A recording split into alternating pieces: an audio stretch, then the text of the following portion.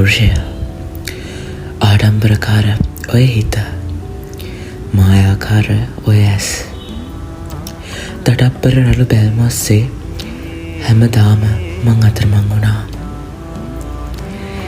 තාලෙට ගැහෙන ඔය හදවත දරදඩු වෙච්ච ඔය ගත ඇසිල්ලකින් වෙනස් වෙන ඔය රුවාස්සේ මගේ හදවත හැමදාම නතර වුණා. ඈතට යන්න බැරි තරමට ලං නොවී ඉන්න බැරි තරමට ඔය හිත අස්සේ මම හිර වුණා.